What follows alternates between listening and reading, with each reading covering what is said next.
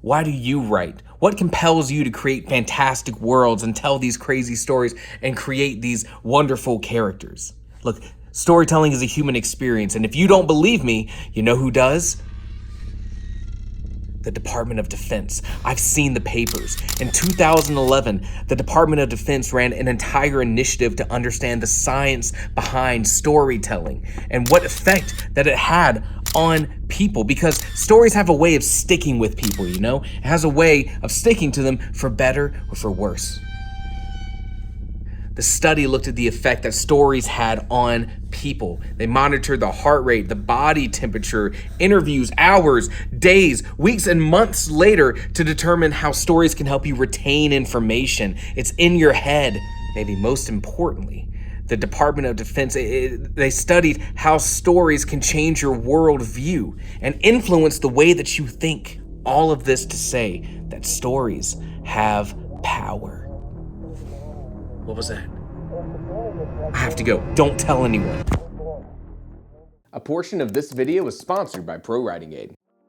Depending on the model that you look at, fictive language, as the book Sapiens calls it, coincides along with the cognitive revolution and the beginning of human history. Storytelling was an imperative skill that humans learned to survive.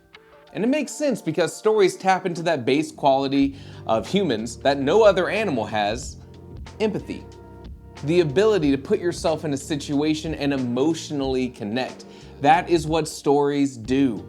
And we're about to look at some really cool history of storytelling, but before I do that, let me be clear.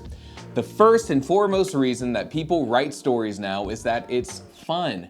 It's art created in this shared space so that anyone can access it. Anyone can connect to those characters, that world, these themes, that shared space where we can all escape reality. So let's go there. Let's make ours. What's happening? What's happening?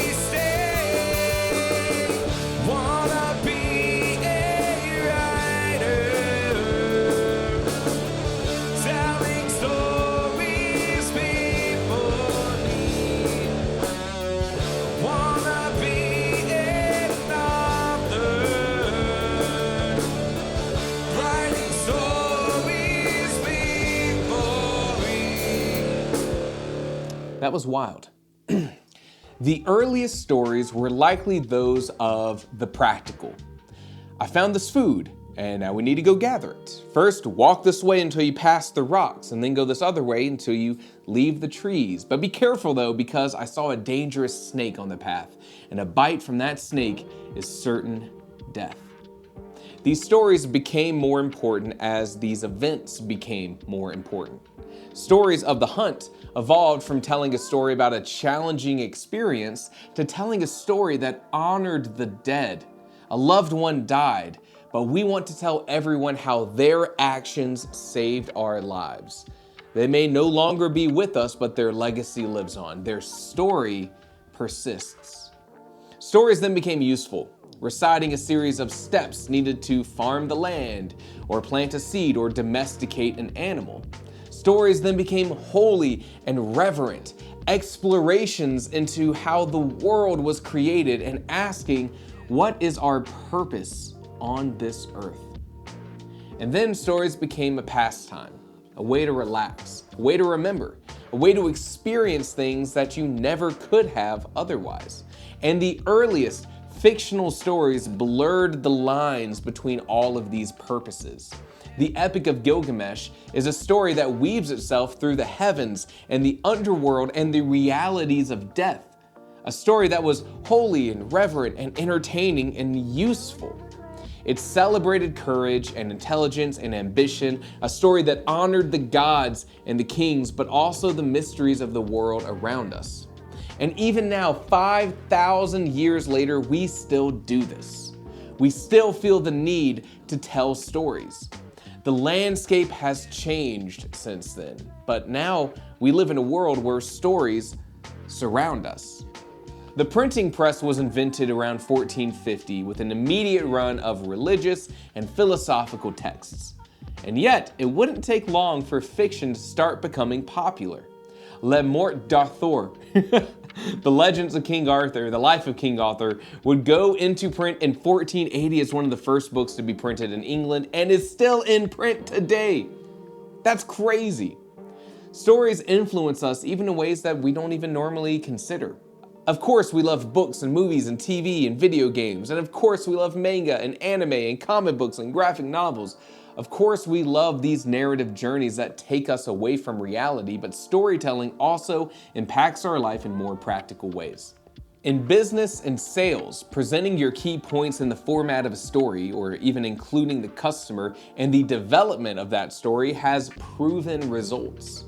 In development and user testing, design professionals will create fictional characters and biographies and histories, called personas, to ensure that their new product meets the needs of different kinds of users. Marketing uses storytelling to create a scenario where the marketer and the audience understand all of the information of a problem before a product is then presented to solve that problem. We just connect with stories. It's human. All of this to say, stories are just important. So now I ask you, why do you tell stories? Because clearly there is something in us that just needs to do so. And while the methods of telling a story have changed, the core purpose hasn't. And when you write a story today, make sure that you have all the right tools that you need. This portion of the video is sponsored by Pro Writing Aid. Pro Writing Aid is the storyteller's toolkit. It's designed to help you make your writing as effective and clear as possible. I picked up Pro Writing Aid over 4 years ago, long before the creation of this YouTube channel, and I never looked back. Pro Writing Aid is made by writers for writers. Their actionable reports break down your writing in a dozen different ways and give you the information that you need to make your writing strong. It completely revamps your editing process to make it better and faster. I find a lot of use with the readability report and the sticky sentences report. In fact, here's that report on my current book that I'm working on. You can see that my writing was pretty easily readable, but one sentence in particular stands out. And that sticky sentences report helps me see sentences where I overuse particularly common words that carry little meaning. And importantly, Pro Writing Aid uses bank-level security to protect your information. Your data is protected, and your writing isn't used to train its algorithms. Pro Writing Aid gives you the information to edit your writing with confidence. Try it today. Use my code WritingTheory10 for 10% off your order. Link in the description.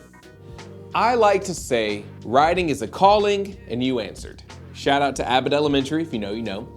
And I think a lot of people feel that way once they embrace the idea that they have stories to share.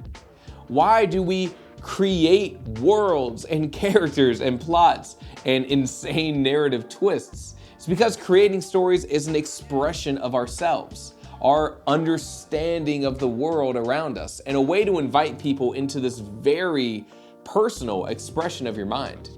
And those that choose to read our stories choose to connect with us in a very personal way. A long time ago, the writers in our Discord, linked below, come join us, asked each other, why do you write? And here were some of their answers. Some of us write because telling stories is a way of sharing dreams, of sharing larger than life ideas. It's a way to bring those dreams to life. Others said that they write because they can't not write. They're addicted to it.